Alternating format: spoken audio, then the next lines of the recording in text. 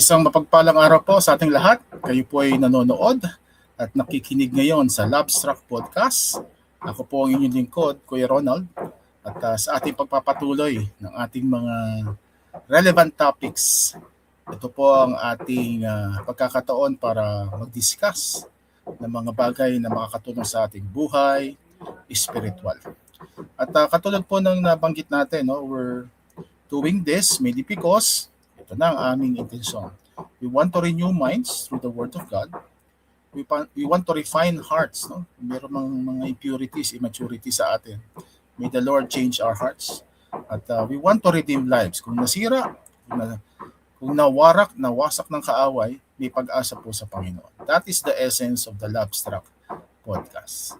At sa pagkakataong ito, pag-uusapan po natin yung ating mga buhay spiritual. Ito po ba ay lumalago? Ito po ba ay patuloy na nagiging malapit sa Panginoon? At without further ado, isa sa pinaka-authoritative sa bagay na ito, aking matagal nang kasama sa ministry. Let's welcome, palapakan natin ang Panginoon sa buhay ni Pastor Jay. Yan. Pastor, bati muna tayo. Yan, isang shalom, isang pinagpalang sandali, So ano ba to? Gabi, umaga, tanghali, pinagpalang sandali na lang. Kahit anong time zone, Pastor. Ano po?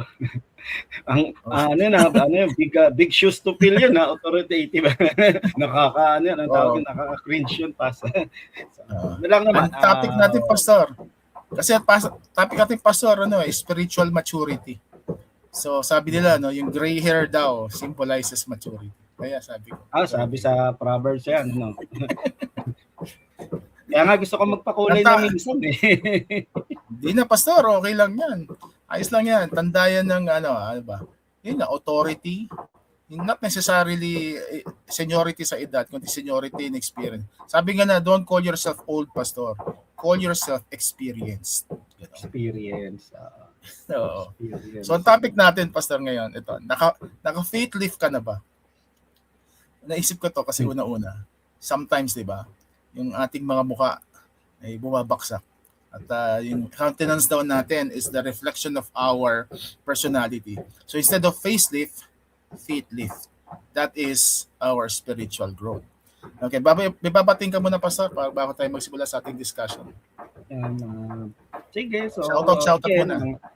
Mga ka-Labstrack, shout out muna syempre sa aking church family, Church So Blessed, international, Taytay, at maging sa ibang daughter churches namin na pinopost ko kasi sa wall ko to Yes. So yan sa inyo. At syempre sa aking family, blood family yan.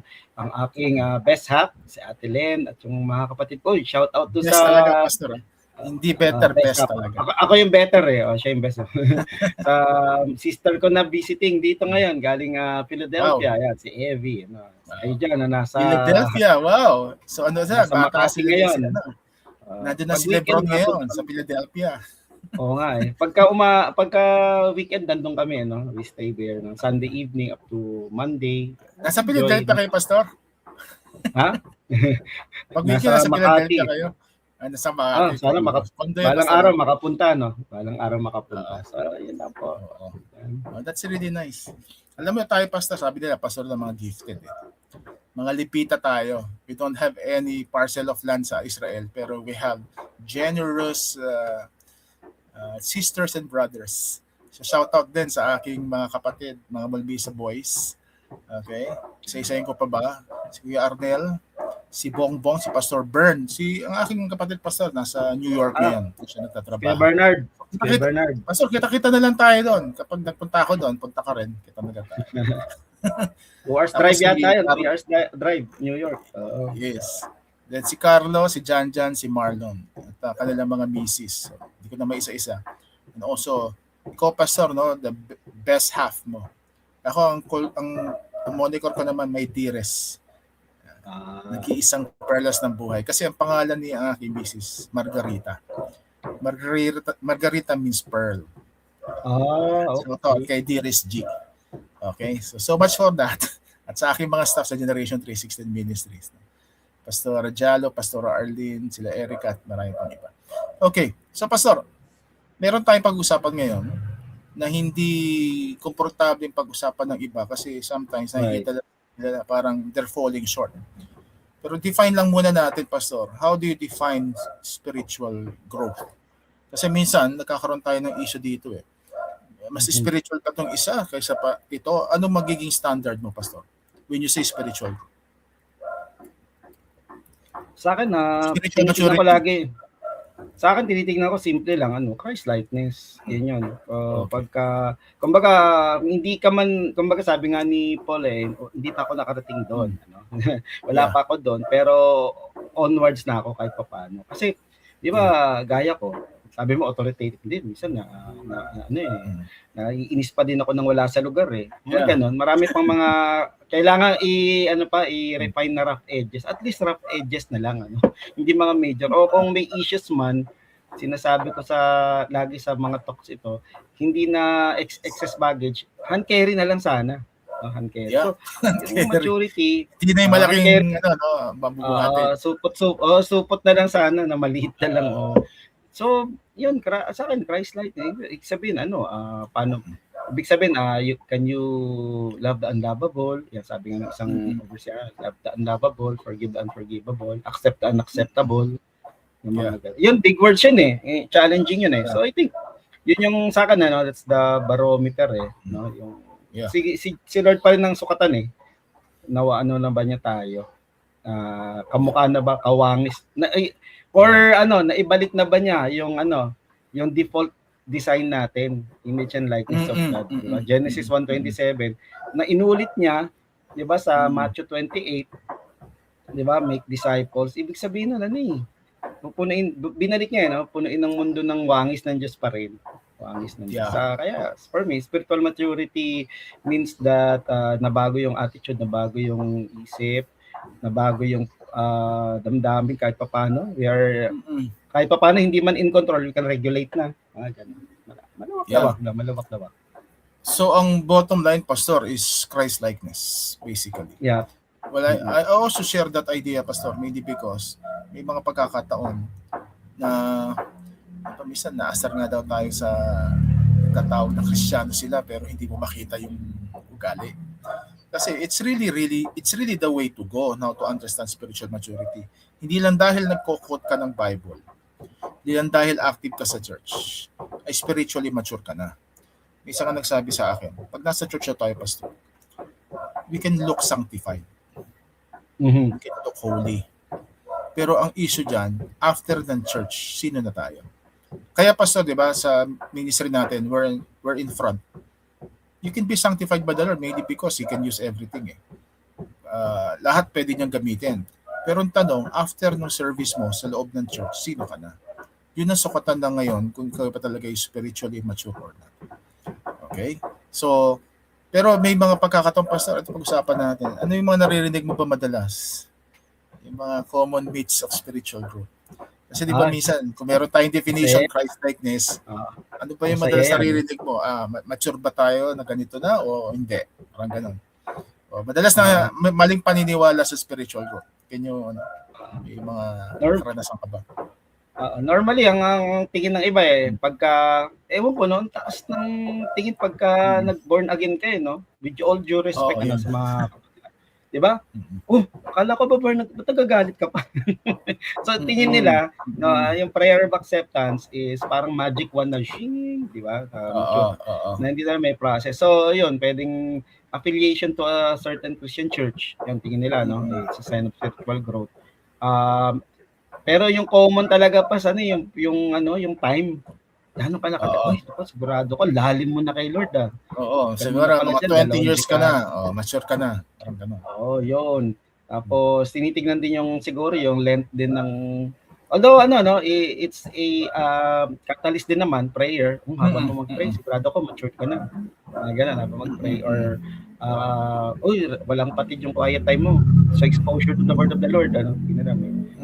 Pero minsan kasi may kilala ako na lahat ng seminar natin certification pero hindi pa rin makita yung certification sa mga natutunan that is the hard truth yun. Information na gather, theological or biblical information, tingin nila sign of spiritual growth siya, Mm-mm. Although ano siya, contributing factor siya, tingin ko. Oo. So, kayo, ano Kaya bang tingin pastor, mo na ano pa, mga myths? so lumalabas na ano, no? Kahit ilang beses kang umattend ng service na church, ilang taon, ilan pang certificate ng theological or ministry courses ang daluhan mo. Although they would somehow help you grow spiritually, pero they're not really the main barometer. Kasi sabi nga ng Panginoon, you would know them by their fruits. Yup. So still, babalik pa rin tayo sa Christ-like character. Kaya 'di ba sabi ni Paul, 'di ba? You must have the fruit of the spirit, in particular love. Importante na ano, kaya ang magiging sukatan hindi ano no, hindi competence nga sa ministry kundi character. So meron pa isa pastor na narinig ako, yung ito meet din ito sa lahat ng nakikinig, nakikinig at nanonood. Yung pastor, yung kapag spiritual mature ka na, dapat lagi kang prim and proper. Hindi nagagalit. Yung tipong kailangan kalma lang. Ang problema ko doon, pastor, ito. Dahil tayo nasa katawan lupa pa na ito, may tendency talaga tayong bumigay. May mga threshold kasi tayo sa mga stress na.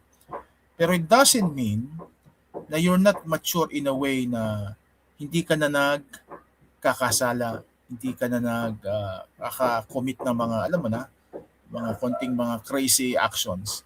It's just that na meron ka lang nababara na sitwasyon na bumigay ka. Kaya ito babantayan natin. May mga pagkakataon na kahit sabihin mo spiritually mature o kaya growing. Siguro pastor, hindi siguro word na mature, maturing. Growing. Pag hindi nabantayan, sabi nga ni po sa Romans chapter 6, pwede tayo bumalik dun sa sa flesh. Mm-hmm. Kaya ang sabi ko nga, lagas kong analogy ito, ang spiritual growth dapat pataas ng pataas. Hindi pwede mag-maintain ka lang.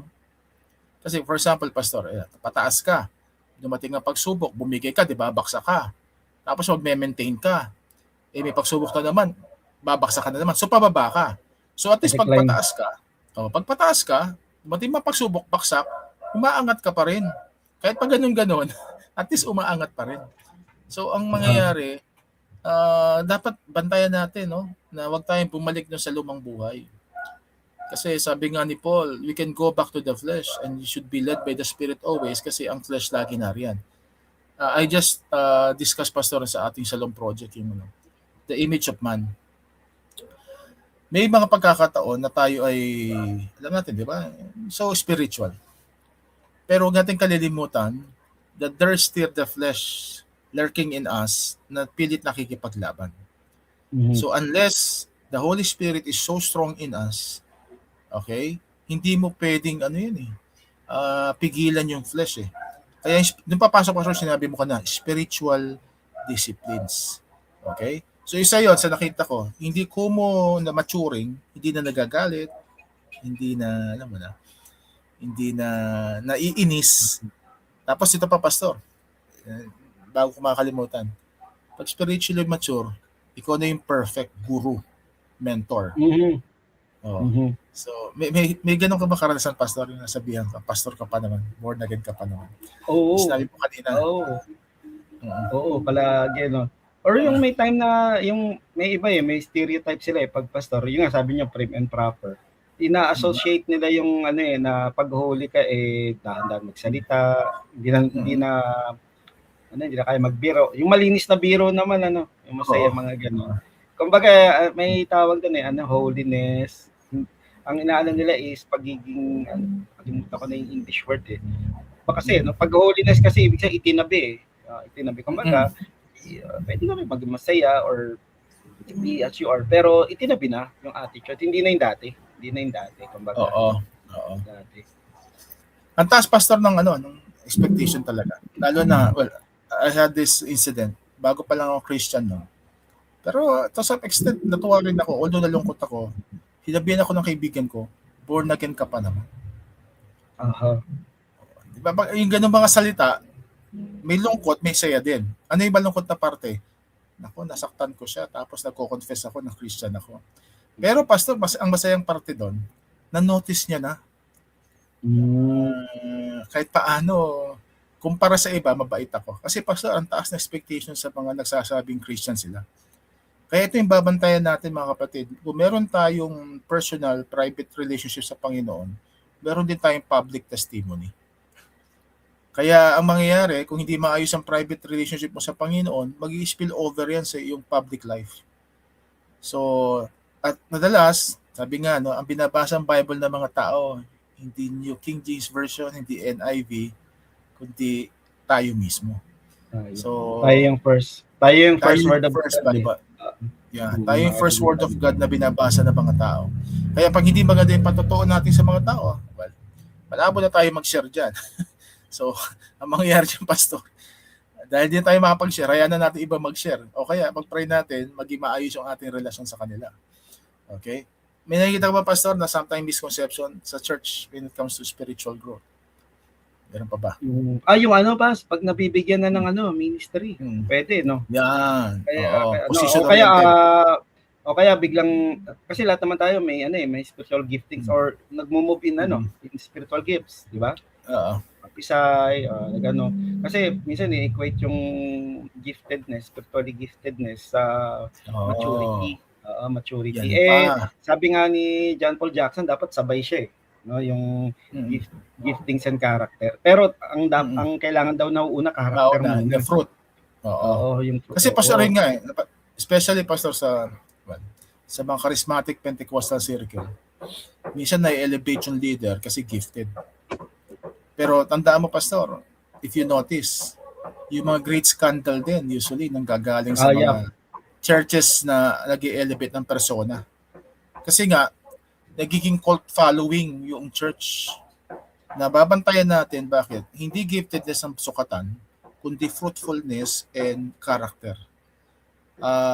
May mga churches ang tatagal na, pero they maintain their status as a holy church, mainly because they're not into the spotlight, limelight. They're into the private, inward discipline, spiritual discipline. Kasi pastor, critic ko rin naman ito. Magmagagalit yung mga nakikinig sa atin. Maraming mga ngayon, pastor, social media age na tayo. Parang feeling nila, mas spiritual sila kapag meron silang mga ginagawang mga spiritual activities. Nagiging performative yung ministry. Na kailangan lahat na nangyayari sa church. Kuha ng angguluhan yan. The problem with that is that ang taas na expectation mo sa mga nanonood sa'yo at may pressure galing sa kanila. Yeah. Kaya ang totoo niyan, isang rekomendasyon nga ng ilang mga church leaders na narinig ko, di ba tapos na pandemic, pastor? Tigil nyo na, pansamantala yung mga kung malita naman ng church leader, tigil nyo na yung mga live stream kung di naman kailangan na.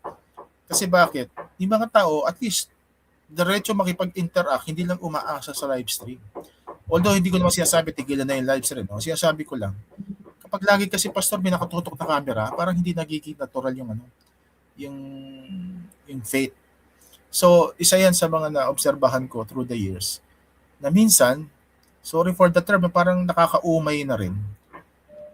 Matapatanong kayo, kailangan pa bang ipakita yung mga mga bahagi na yun ng spirituality mo? At kailangan ba every now and then nagpo-post? Pwede naman kayo magkaroon ng silent, di ba? Silent conversations. Kasi ang mangyayari, pastor, ang isang consequence niyan, mape-pressure ka kayo mag-perform in many ways kahit ayaw mong aminin. Kasi kailangan ang tingin ng tao sa'yo maayos eh. So image building, image protection na nangyayari. Which is, well, the word is, against antithetical sa real spiritual growth. Kaya marami din mga celebrity pastor yung hinaharap nila basta-basta sa media. Di ba na born again? Nakilala na, na born again to. Hinarap agad sa media, hindi pa handa. Hindi pa nga handa, bumigay. Ang kailangan punto, kasi pa ng champion eh. Kailangan ng champion eh. So yun eh. Ang problema, champion, pastor, kung celebrification lang ng faith ang pag-uusapan, maraming consequence din yan. Kaya importante, kapag ang isang, kunyari, sikat na na personality, nakakilala sa Panginoon, huwag nyo munang iharap, alagaan nyo muna, and then, parang we call it, i-titrate, i-titrate nyo yung paglabas. Oo, kasi hindi po pwede na, kasi una-una, pastor, ganito yan. Marami mga nagsisibula, hindi pa naman nila na-overcome yung marami nilang tendencies. Which is, ito pastor, balikan natin to. totoo ba na kapag na-born again ka, wala ka ng bisyo automatic? Wala ka ng masasamang mapapakitang mga ugali? Kasi ang kanilang version, Pastor, 2 Corinthians 5:17. How should we understand that? Whoever You are in Christ, Christ, He is a new, you are a new creation. creation. Okay, Pastor, New how do you creation. understand that dapat? Ano naman, very very obvious naman literally doon, 'di ba? Wala na yung Oo. luma, Oo. 'di ba? Kasi yung bago na nandoon, ano? Wala na yung luma.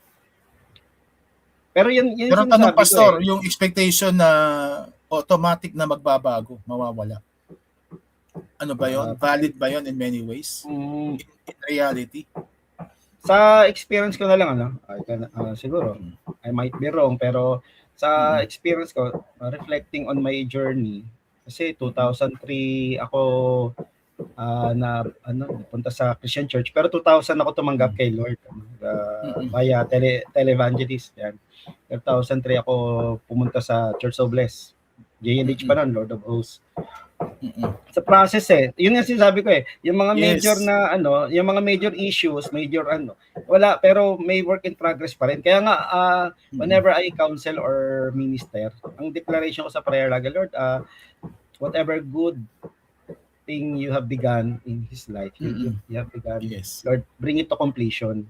Yun na may sinimulan, the Lord will bring it to completion. Kaya yun bring it to completion, yung kung ano ginawa niya. Halimbawa, sa akin nun, may issue ako with anger, galit ako sa mundo nun. Na-regulate na. Pero ando doon pa din. No? Yes. Lo and behold, noong nag-diploma in Christian counseling, na-require ako mag-undergo ng 10 counseling session. Nagugulat ako, Kala ko wala nang issue, no? Kasi may sinulat ako doon na traumatic experience ng bata, 5 years old ako noon. Nabugbog ako ng 3 mas malalaking teenager yata, mas malalaki. So di ko alam na it created a dark side sa aking kaya palaban ako palagi. I always look at something or someone as a challenge or competition. Doon pala nang galing yun. Yun. Nice, Lord. So pag nagki-kick in ngayon, the Lord, kinakalabit na ako ni Lord. Yan na naman. So tingin ko yun it's a process It's a process. Yung new tingin ko doon, yung mas kita na si Lord kaysa dati na hindi talaga kita. Ayun ang take ko doon. Yung Pastor, yung take-off point, is the starting point. Hindi siya yung pinaka-end point ng pagtanggap sa Panginoon. Kasi, Pastor, ang problema ng iba, nako-frustrate sila. Na, tanggap ko na si Lord And also, nako-frustrate yung iba. Di ba Christian ka na? Ba't ginagawa mo pa rin to? Para may nakikita pa rin ako hindi maganda. Ang hindi naintindihan ng iba, yung sanctification is a process. Yung conversion, Pastor, mabilis Tinanggap po si Lord, you're converted. Pero yung changes, kaya Pastor, 2 Corinthians 3:18, di ba, may verse ka rin na alam doon, di ba? Yung we are being transformed from glory to glory.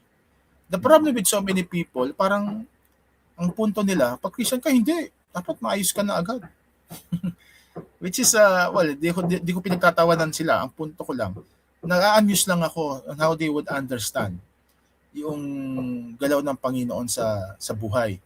It's true, you accepted the Lord, pero it doesn't mean, it doesn't mean na automatic mawawala lahat ng mga tendencies mo. Pero sabi mo nga, Pastor, nagsimula na si Lord. Kaya ang mangyayari dyan, as you continue, mababawasan yan unti-unti. Meron iba, Pastor, mabilis Kasi ito nga rin ang pinakapunto. Paano bibilis ang galaw ng Diyos sa buhay mo? Depende yan kung gaano ka nagsasubmit sa Kanya at gaano ka ka-obedient. Yeah. Kasi iba, Pastor, ang tagal na sa church. Kaya, anyway, may naisip ako pero mamaya ako na isasite. Tungkol doon sa edad, Pastor, ba't meron mga kabataan mas mabilis pang lumago spiritually kaysa matatanda? Pwede mo sagutin, Pastor. Ano dahilan? Palagay mo. Ano naisip mo? Kunyari, may tumanggap sa Panginoon, mga 18 years old, pero may tumanggap din isa, mga 30, 50. Para ang bilis pa ng bata mag-mature. Anong paliwanag ng Pastor? Tingin ko paliwanag yan, Pas, mas ready mag-unlearn at mag-relearn yung bata kaysa doon sa may edad. Kasi ito, hindi naman galing sa isang author. Sabi niya, yun ang ngayon ang illiterate ngayon is those who cannot unlearn and relearn or learn new things. Yun na yung mga Very yun na Toffler. yung illiterate sa natin ngayon, si Toffler ang nagsabi, di ba? So Oo. yung mga bata na masigasig na, sige, tanggapin ko yan, Kaya kita mo sila yung masigasig na pag sinabing mag-evangelize, talagang hataw yan. Dito sa amin, On fire. Diyan sa may mall, although nakakalungkot lang, cult yung nila. Pero tignan mo, very, Oo. sila into it. Talagang yakap Yes. na yakap nila yung doktrina nila. Oo. Mm-mm. Kaya, not saying na nauuto sila, pero willing sila na matuto pa para makilala lalo si Lord. Like yung pag kami edad na, ito pas personal experience. Nag-talk kami dati sa isang couples, hindi ko sabihin ko saan, di couples may natanong, paano kung may issue ka ng konti mag-asawa, lalo na yung isang partner. Sinabi ko, kasi yan in process kasi posibleng may kailangan pang i-address na personal issue, Yes. baka woundedness or trauma, biglang nagbang yung elder. Hindi. Pag gano'n yan, ibig sabihin, wala pa sa kanyang Holy Spirit, hindi pa siya talaga born again. Na-shock ako ha, okay. So, hindi ka na. Ilan taon to, Pastor? Ilan taon nitong elder? Tingin ko mga to pa 60 plus siguro. Kaya nga na-open nga ako kasi, mas mas may experience ng mga to sa kasal kasi ako ilang taon pa lang akong wedded. Itong mga to nag-golden anniversary na, 40th anniversary na. Pero I was shocked and come to think of it, maraming mga nakakatanda na gano'n ang mentality. Pag kami nasipat sa'yo na medyo nadulas ka ng konti, nag-slip ka ng konti, wala pa sa'yo Holy Spirit. Papray ka, mga ganun. Mga ganun. Kaya, sabi ko nga yan nga, kaya nga, yan pa rin yung issue ni Lord na aayusin sa atin. Yeah. Tsaka Pastor, may isang paliwanag dyan. Pagdating sa personality development, nag-crystallize yung personality natin 25 years old pataas. Hindi tulad ng mga kabataan, malleable pa yung personality nila, pwede pang hupugin. Kaya on the go yan, kung tuturuan mo yan, very teachable. Pero Pastor, pag tinuruan mo na mga 40 anyos, 50, ang tawag doon, meron na silang entrenched personality traits na mahirap ng matibag. Kaya Pastor, yung sinasabi mo nga, yung process ng unlearning, mas mahirap sa kanila yun. Bigyan kita ng example, Pastor. Example lang to, hypothetical. Nung bago sila nakakilala sa Panginoon, tumataya na sila ng loto. Loto, Pastor. So, nakitaan na sa buhay nila yon, nakakilala sila, Pastor, mga 40 anyos na. Come mga financial crisis sa buhay, parang hindi nila matanggal yung pagtaya sa loto. Well, we believe that gambling is not the ideal na way ng Panginoon how to deal with financial issues kasi it brings us to a lot of issues and consequences, and also sa akin naniniwala ko it's also a manifestation of a lack of trust sa Panginoon who would provide. So ano mangyayari ngayon? Pag sila naging leader na, Pastor, example, nakitaan silang tumataya pa ng loto, ikakatisod ng iba yun. Pero uunawain mo sila kasi bakit? Wala nang sila unbeliever, tumataya na sila ng loto at sa kanila normal yun. So, isang example din yan. Kaya marami sa mga tao nagtatanong, ba't may nakikita pa ako hindi maganda dito? Tanungin nyo, kailan din na born again? Kailan din na born again? At madalas, Pastor, may nagtanong, ilang taon yung mga naging pastor ngayon? Usually, sila nakakilala sa Panginoon, edad bago mag-25 anyos. Sila yung mga majority ng mga pastor na na-survey sa isang I forgot yung yung link ng news na yon. Pero ang punto, kaya 'di ba the generation na mas mabilis ma-evangelize ay yung edad na 25 pababa. Mas magiging challenging kapag pataas na. Bakit? Kasi ang dami ng hang up sa buhay. Ang dami ng mga issue. May ganyan ka ba karanasan, Pastor? Natanong ko kanina yung edad, baka isa yun sa manifestation. Parang hindi na makatanggap ng bagong mga ideya. Isa pa yun. Or ginawa niya ng benchmark yung karanasan niya. Yes, pwede rin. Kaya ang mangyayari, naging sukatan niya ng maturity, hindi yung salita ng Diyos, kundi yung sarili niyang personal experience. And the problem with that, hindi siya authoritative. Kasi we always go back to the Word of God. Okay, Pastor. So much for the myths, nabanggit natin mga yan. Pero ang tanong, Pastor, sa lahat ng mga nagtatangka at nagnanais na lumago spiritually, let's talk about the agents of spiritual growth. In your case muna, Pastor, siguro anecdotal. Paano ka nakita mo sarili mo lumalago sa pagkakilala sa Panginoon? At yung spiritual life mo, yumayabong. Mm. Sa akin kasi late bloomer ako 33 na ako nung lipat ng Christian church. Pero I always look back dun sa spiritual formation ko sa Kristan. Yung mga discipline of prayer. Trivia, si Pastor Jay dati sa Kristan to bago nagpastor. Muntik na magpare. Muntik na magpare din. So, ang tingin ko, ang agent ng spiritual growth is yun nga, yung exposure natin sa Word of God, and yun hindi lang exposure and yung execution natin ng Word of God sa buhay natin. Tingin ko yun na nagpabilis. Kasi isa ako sa secret agent noon secret agent. Kasi nga, dahil laking simbahan ako, nagtatago ako nung pagpupunta ako ng church, 10 o'clock. Tinago ko, Bible ko maliit lang. Yung notebook ko maliit lang para hindi halata ng nanay ko pag sisimba na ako sa Christian church nun. Pero matalas ang mata nila, parang parehong oras umaalis to So yun, exposure. Tapos mahalaga din disciple kasi tinutukan ako for 6 months So yung may meron talaga tumutok sa iyo, ng disciple. May Bible study. Yan. Yung agent yan, So Word of God, yan, spiritual discipline. Mentoring, syempre, kasama rin. Yung tamang mentoring, mentoring. Yan, tamang mentoring. Tingin ko nadala ko yung isang habit dun sa pinanggalingan ko, yung solitude, silence. Yan. Okay. Silence and solitude. Which is hindi sikat sa marami sa mga Pentecostal charismatic circle, yung silence. Yung discipline of silence. Kasi, with due respect sa tradition ng Pentecostal charismatic, parang sa atin, parang pag mas maingay minsan, mas okay Kasi nasanay tayo na always joyful, joyous, at minsan nami-miss out natin yung importance ng silence, So overall, Pastor, may tumutok sa'yo? The Word Meron. of God. Kung mag-ano ako sa Bible passage, yung kay Jesus yung Mark chapter 1 na very, very early in the morning while it was still dark, Jesus went to a solitary place to pray. So akin syempre make time, yan. Hindi find time, make time. Yeah. Pangalawa, find a place. Yan, tapos yung activity. Ano yung activity yun? Yung activity, pray, to reflect. Yun, nakatulong yun, yung consistency of that. And of course, ang tingin ko ang pinaka main dyan is obedience. Yung paano mo susundin.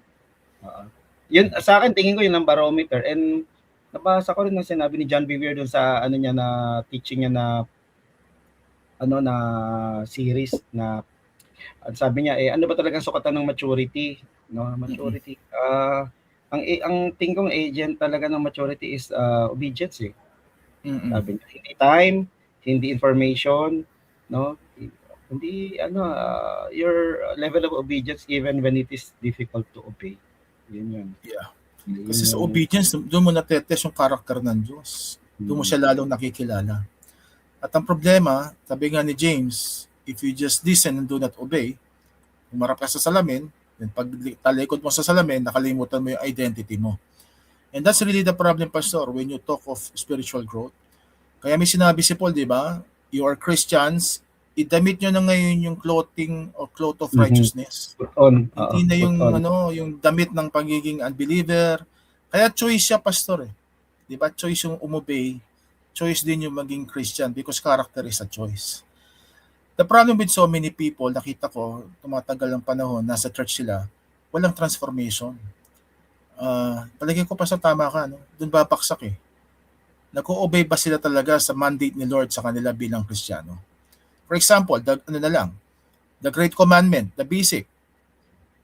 Love the Lord your God with all your heart, soul, and mind. Love your neighbor as yourself. So when you love the Lord with all your heart, ibig sabihin lahat ng aspeto ng buhay mo, kailangan subjected sa kalooban niya. Pera, love life, trabaho.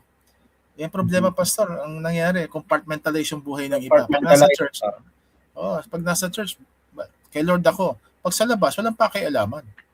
Kaya yung sinabi niyo, Pastor, I think si Father Jaime Bolataw ng Ateneo, yung Ah, schizophrenic faith, yung yung aha. forgot the term. May sinulat siya tungkol Split level. Christianity. Christianity. Sinabi. Split level Christianity. Oo. Para ang analogy niya doon, isang apartment, meron sa taas na kwarto, meron sa baba. So yung sa taas, holy, sa baba, nagsusugal. Ano si Pastor, lutang na lutang yan sa Pinoy Christianity. Kaya ito rin, Pastor, yung prayer ko, lalo na ngayon, Pastor, marami mga social issues. Di ba? Yung parang may mga politiko tayo nagko-quote ng mga Bible verses pero parang hiwalay yung kanilang paniniwala sa kanilang sinasabi. Kilala nyo na siguro to, no? Marami sa kanila nagko-quote. Tapos meron din mga pastor sumusuporta sa mga, alam mo na, alanganin mga politiko. So sa akin, parang, ito rin pastor ang frustration ko rin, no? Personal lang to, no? Pero, na parang bakit mayroong ganong uri na mga church leaders minsan? Hindi ko sinasabing I'm flawless, ang sinasabi ko lang. Kaya hindi nakakawin ang body of Christ minsan ng mga ng mga tao. Kasi may inconsistency rin sa nagsasabing Christian sila. Oo. Diba? We're preaching righteousness, non-violence, being peaceful. Pero we do the other things na hiwalay dun sa sinasabi ng salita ng Diyos. Kaya to some extent pa sa tama ka, I would agree with that. It talks about obedience. Kasi without obedience, you cannot really say you love Jesus. Diba sabi, if you love me, you would obey me. So sa akin naman, Pastor, sige. May Pastor, warning si Jesus. Alam mo, ito yung kinakatakot ko, yung warning ni Jesus, di ba? Na sabi niya, hindi lahat makakapasok, di ba? Some will say, Lord, did we not prophesy? Matthew 7. Biglang sinabi niya, I tell you the truth, I do not know you. Ang kausap niya doon, hindi unbeliever eh. Ang kausap niya doon, kasi nagpa-prophesy na eh. Di ba? Nagpa-prophesy na. Ibig sabihin, may ministry na. So sabi ko, ako pinreach ko yan dati nung pinagsalita ko sa isang youth gathering. Sabi ko, tandaan natin ito. Tandaan natin ito na obedience pa din sa yung sa lahat ng sinabi, hindi yung iilan lang. No, kasi yung we prophesy kasi sinunod yung Great Commission noon eh. Kaya lang I doubt kung nasunod yung Greatest Commandment. 'Di ba? Yeah. So kailangan magkasama eh. So ano si Pastor, controversial din 'yan. There's no such thing really as Great Commission word sa Bible. This is a theological term. Ang problema, Pastor, nauuna yung Great Commission without following the Great Commandment. Nababaliktad. Ang aking sentimento naman bilang pastor, wag tayo masyadong matuon dun sa doing, but we will be focused on being. Being a Christian, not doing Christianity. Yeah, it's good to do the work of Christ, pero ating kalilimutan yung core identity natin. To be in the presence of God and also to do the Great Commandment. Kasi Pastor, ganito nakita ko to. Hindi mo nga kailangan gawin ng Great Commission eh. Basta ginagawa mo yung Great Commandment. Kasi embedded na sa Great Commandment yung Great Commission. Right. Di ba? Yung tipo, when you love your neighbor, I mean, that's already a Great Commission. To some extent, marami ngang mas nawiwin tayo sa Panginoon, hindi dahil sa direct evangelism, kundi dahil we show love to them. Kasi tayo yung message eh. Tayo yung message, hindi yung talagang mga pamphlet natin. Lalo na sa Pinoy, ang hirap maniwala ng tao sa mga nagpipreach kapag wala ka pang nabubuong trust, yung tiwala. Yeah. Diba? So, Pastor, ito masingit. Before correction muna, no? If I would cite yung sa mga agents of spiritual growth, I would recommend the book by Richard Foster on Celebration of Discipline. It's a classic book, 1990s pa yata ito, forgot, o 80s. Na-revise na yata yun eh. Na-revise niya na. Na-revise na. Ito, mga agents of spiritual growth. 40th anniversary na pa ito, na-download kung paano. Ito pa, so tingnan natin ito. Meron siyang tinatawag na inward, outward, pati corporate disciplines. Yung inward ay yung private, it's between you and the Lord. Yung outward, ito yung relating with others, no? With your social life. Yung corporate, ito yung kasama mo yung church, the believers. Ang problema sa marami, Pastor, nakakalimutan yung isa, dalawa, tapos nagpo-focus lang sa isa. Kunyari, masyado tayo sa meditation, prayer, fasting. wala naman tayong pagsiservisyo sa kapwa natin. Tapos pag sa church, nasobrahan tayo sa celebration, guidance, may nagme-mentor sa iyo pa sa discipleship. Ang problema, wala ka naman personal prayer. So parang sinasabi ni ni Richard Foster, simple lang. We must do everything kasi they comprise yung kabuuan ng ating pagkatao.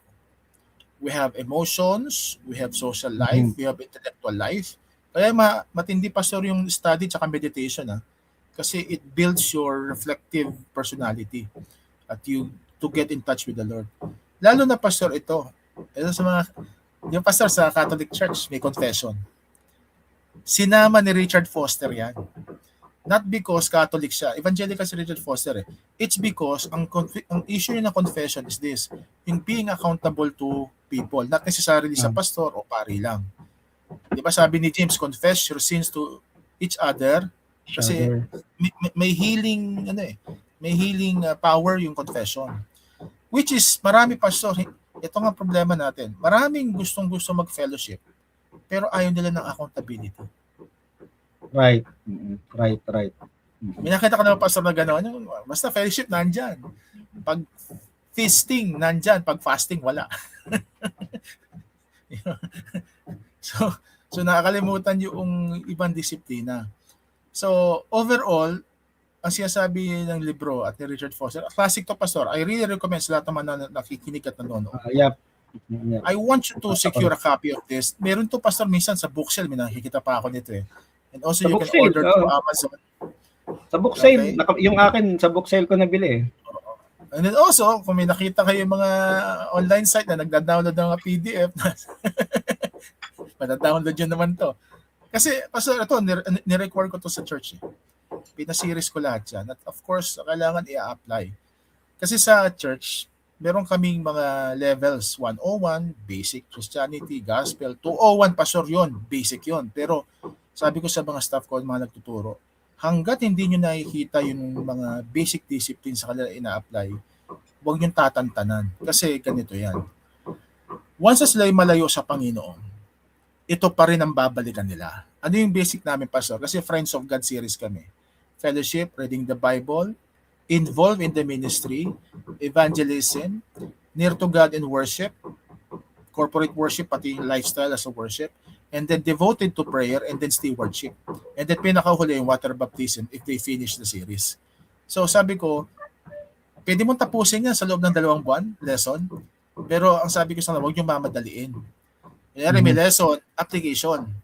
Tapos, maganda na sila sa next stage, kailangan maobserbahan muna sila. Kaya pasuuran sa amin yung fellowship. Hindi ka malalago spiritually kung wala kang fellowship. Bakit? Kasi sa church nabubuo yung disiplina I mean, sabi ko nga, nagbabasa ba tayo, pastor, minsan sa church, pag nagsisimula pala tayo sa Panginoon, ay nagbabasa ba tayo ng Bible?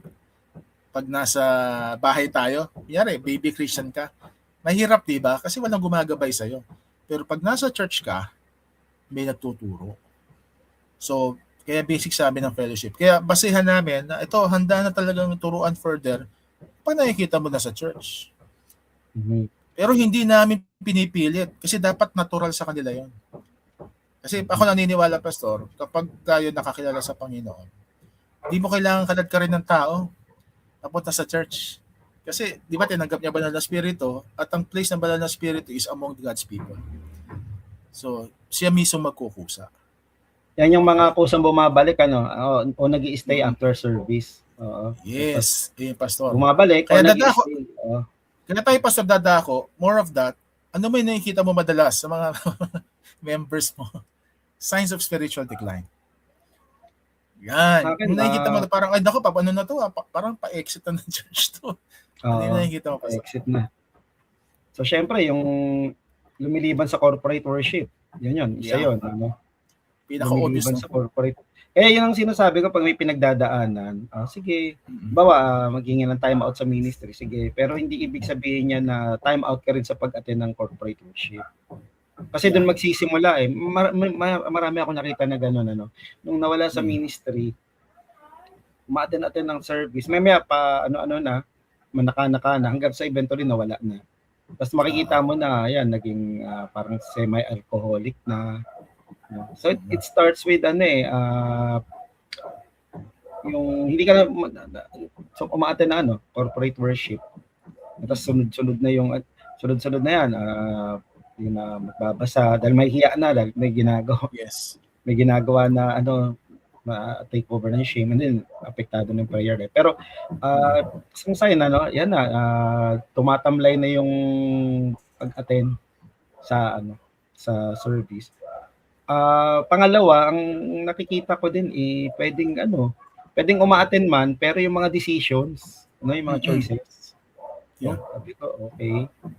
So yun, isang yun na. So Pastor, may nangyayari na in private, nagma-manifest na lang sa hindi pagdalo sa corporate, sa hindi pagdalo, corporate worship.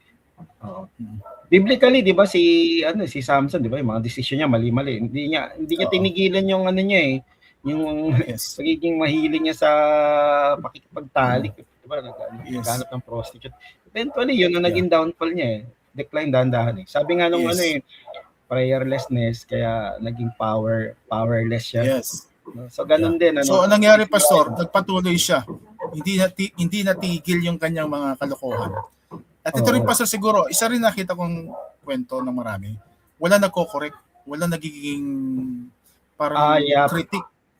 Wala nagmo-monitor. Kaya ito, Pastor, sabi ko, marami sa atin nakikipag-fellowship pero walang accountability group or mentor. And that's really crucial kasi hindi mo na alam kung tama ka pa ba. Kaya sabi ko nga, masingit ko lang, komentary. Kung yung ating mga politiko, so-called mga Christian, meron talagang mga accountability na maayos outside, na labas nun sa politika. At para mga prophet Nathan, Pastor, pwedeng i-rebuke.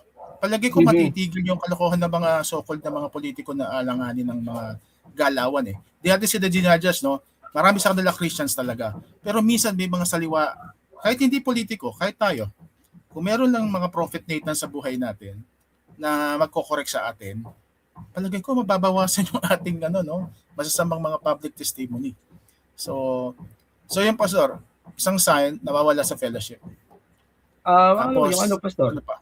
Yung binanggit nyo kanina, yung response sa correction or feedback. Yan, pag offended heart, tingin ko isa yun Kasi minsan, di ba, pag may na-call yung attention, mabilis ma-offend.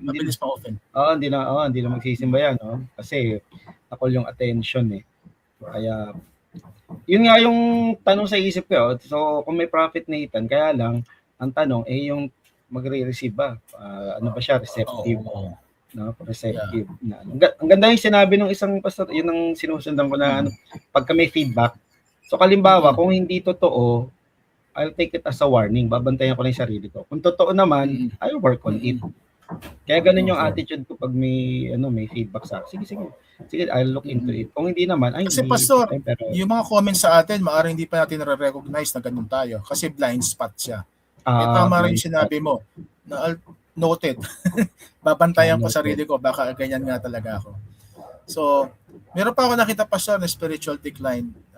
Aside from not attending the corporate worship, tapos yung mabilis ma-offend, hindi teachable.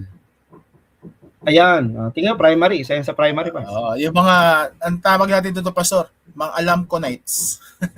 Di ba, meron mga Jebusites, Moabites. Meron daw sa Bible, Alamconites. Kasi sila yung mga tipong, alam ko na yan. Honestly, Pastor, sa mga preaching, hindi naman naiwasan na ulit, di ba? Sila yung mga tipong ang daming komento, alam ko na yan. Kaya minsan, nagpipreach si Pastor, wala na lang. Attitude issue. Heart issue.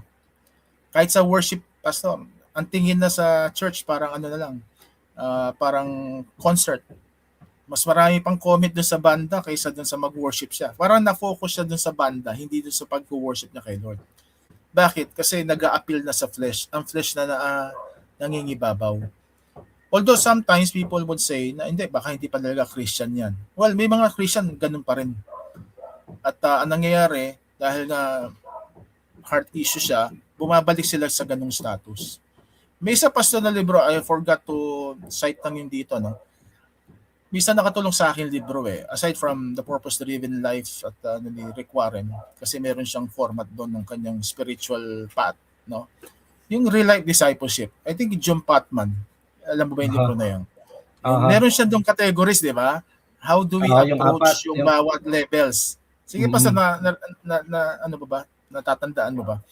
Yung unbeliever, doon, di ba? mga approaches? Dead muna. Dead, di ba? Dead. Yes. Tapos infant, tapos child, tapos adolescent. Tapos adult, tapos parent na yata yung huli, ano? Parent yung huli. Isang nagde-disciple, So pag dead, wag asahan na kikilos siya na maayos. So pag-pray mo yan. Ganda para leveling of expectations kung alam natin kung nasang stage, no? Nasang stage siya. So kindly search that book. Tama ba yun? Real Life Discipleship by John Patman. Published yata yung Pastor year 2000 eh. 2004, 5, something like that. Honestly, maganda yung that's the first book I read na mayroong ganong pagtingin. Kasi di ba Pastor, meron tayong minsan nakikita na ang taas na expectation sa tao na to, hindi 2 weeks pa lang sa Panginoon niya, naasahan mo nang matatanggal yung pagmumura niya. Baka kasi dead pa, at least searching siya ngayon, dumadalo sa church. Meron namang iba, ang baba naman na requirement dun sa mga sa mga dapat naririto na. Parang sasabi, hindi tayo dapat nag-i-expect sa mga tao. Pero ang punto, wag mong iaangat kasi yung isang tao sa isang posisyon na hindi pa siya handa. Kasi Pastor, madalas ito, dahil nga gifted, pinatayo na. Nagwala. Sama lahat ng kongregasyon na frustrate. Kaya meron siyang ganong kategory. Malalaman mo kung ito yung adult na, or parent, o kaya pa lang, child, di pa ka-childish. So wag mo ilalagay siya sa posisyon na hindi siya handa. For example, Pastor, yung mga immature pa, yung pulpit ministry, i-reserve mo lang yan sa mga parent, sa mga adult na sa pananampalataya. Kasi kaya na nilang mag-process ng emosyon. Yun ang Pastor ang problema sa mga child, di ba? In faith. Yung emotional regulation, mahina pa sila dyan. Kaya ito rin, Pastor, yung nakikita mo na, Pastor, sabi mo kanina, di ba? Kapag sinugod mo sa mission niya, susugod dyan eh. Kasi bago sa kanila, hindi pa nag-iisip yan. Pero pag Pastor, matadandanda na, sabi mo mission, teka lang ha, tingnan ko muna yung sa schedule ko. Kasi marami na rin mga ginagawa sa buhay. Tsaka Pastor, mag-cost benefit analysis na yan. So, may iba-ibang mga estado kasi ng buhay na kailangan natin maintindihan na hindi lahat kayang i-commit yung sarili nila. Plus yung rin, iba na yung strength nila. Di ba? Yes. Nung youth pa, ngayon napapagod na, nakakaramdam na ng dapat Pastor, yung problema natin yung mga bata ngayon, pagod na sa pag-aaral. No? Sa mga youth nyo ba, Pastor? Pagod na pagod din mga bata. Napansin ko, maaga napapagod nga dahil tinatambakan ng gawain. Hanggang linggo, may pasok minsan eh. Yun nga, Pastor. Kaya ang hirap mag-youth ministry ngayon. Parang yung issue natin dati nung tayo nasa pagtrabaho, di ba, stress. Na tayo noon, mid-20s na tayo. Sila, teenager pa lang, na-stress na eh. So, yun ang problema natin ngayon. Kaya it also affects how they grow spiritually. Pero Pastor, ano observation mo sa current young people ngayon? Ano ang paraan nila para nag-grow sila? Sa inyong kaso niyo, Pastor, ano yung pinaka-agent nila for spiritual growth? Although we're talking of spiritual decline, pero madaan na lang natin sandali ito. Growth? Ngayon, very exposed sila sa sa SOCMED eh. Diba? Daming doon SOCMED. Plus, mas more on influence ng fellowship ba? Friends? Sila nadadala. Kaya, yun pa din. Pero alam mo, maraming maraming nag-aantay din talaga na turuan din sila. Na i-guide sila for their growth. Marami rin. Ang isa lang na kailangan that's the reason Pastor, we're talking about social media. Social media, that's why we're doing this. Para at least may konti tayong venue to talk to them. Kahit hindi tayo makausap nila directly. Makakalungkot nga lang kasi, kailangan silang i-guide sa how to be discerning sa pinapanood at pinapakinggan. Kasi very impressionable Very impressionable sila. Alam mo yung nabanggit niyo yung kay Putman, naalala ko bago ko pa nabasa yun, isa yun sa nag-liberate sa akin sa pagiging rigid eh. Kasi alam mo, rigid na ako na kailangan, ganito na kailangan. Pero dumating ako sa point na na-realize ko, I need to honor the process nila. Yung nasang stage ba. Kumaga, ang sinasabi ko nga sa mga nag-handle ng small group, huwag nyo asahan na kasing bilis nyo maglakad. Merong mabilis maglakad, may mabagal, may ayaw maglakad, meron naman pwedeng mas mabilis sa inyo maglakad. no, in their spiritual growth. So yun yung essence na honor kung nasaan sila, and we need to learn to meet them kung nasaan sila. So kung nagde-decline, di harapin natin kung nasaan sila doon sa point ng pag-decline nila para matanggal, maialis sila doon sa pagiging stuck nila doon. No? Yes. Yun ang So ito, Pastor, take ko pakita lang ko yung yun. cover. I just downloaded the cover para for the appreciation ng mga tao. I really recommend this. Ito yung cover, Pastor. Real Yan. life discipleship. Yan. Tapos may pinakita MIBF siya na nabili yan. dito na may pinakita siya ditong parang graphics kung ano yung approach, yung send, yung ano niya. Yan. Share sa mga dead, you have to share. Ayan natin muna ito. Okay, madala natin kasi it would be helpful, no? I mean, one of the recommended books ko when it comes to discipleship. And also, ayan na, when you share, ito yung mga kailangan mo maintindihan. Marami dyan, mga self-centered pa. Kasi child pa nga, di ba? Ignorance, Infant. kasi kapag, yan, di ba? Tapos sa young adult, dun sa inner circle. Yan, service-oriented na mga young adult. Kaya ready yan to, Kasi pag yabing young adult, ito pa yung mga hindi pa masyadong na-overwhelm na mga issue ng buhay. Minsan marami dyan, wala pa mga pamilya. Kaya ready for service yan. Pero when it comes to parenthood, yan na. Yung intentionality to reproduce themselves napakataas. Kasi kailangan may sumunod sa kanila eh. So iba-ibang level, pero again Pastor, hindi to usapin ng edad. Usapin ito ng spiritual readiness and maturity. So sa bawat edad na yan, may mga approaches ka. Yung nasa outer circle naman, share the gospel sa mga patay, infant, share the yung basics, and then connect to God, connection sa child, connect to purpose. Ipaalam mo sa kanila ano purpose, bakit sila naging Kristiyano. Pag young adults yan, equipping them for ministry, provide accountability, opportunities for them. Pag adult naman, yan na, discipleship process, engage and model discipleship. So basically, Pastor, ang ganda nung kanyang yung kanyang approach na at least alam mo na kung ano yung expect mo sa bawat stage. Pero ito lang, Pastor, ang hanging question dito. Kailan mo malalaman kung kailan child na? Pero nagbigay siya ng magandang paliwanag. Pag nakita mo na, yung Pastor sinasabi natin, maturity rests on character. Doon pa rin ang baksakan. Yan pa rin ang barometer. Yan pa rin ang barometer. Hindi tagal sa ministry. Pa din. Yes. Christ-likeness pa rin ang talaga. Yun yung standard of measurement dapat. Yes. Kaya doon pa rin tayo babaksak, Pastor, di ba? So overall, Pastor, as we end the session, siguro parting shots mo on how can we sustain our spirituality at anong payo mo sa mga nagsisimula pa lang na lumalago sa Panginoon o maaring confused. Paano ko lalago?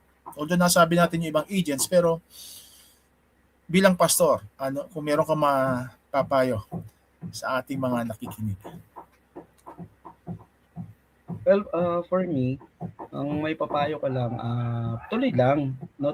Kung may bumps, tuloy lang. Kung halimbawa, yun nga, pwede kasing nasa ka na, nasa child care, biglang babalik ulit sa infant, tuloy lang. Yes. Pero doon naman sa nagme-mentor, tiyaga lang, no? Kasi ako, lagi kong binabalikan na lang, tsinaga ako ni Lord eh. Yun na lang iniisip ko, tsinaga ako ni Lord eh. So, I can only do so much din.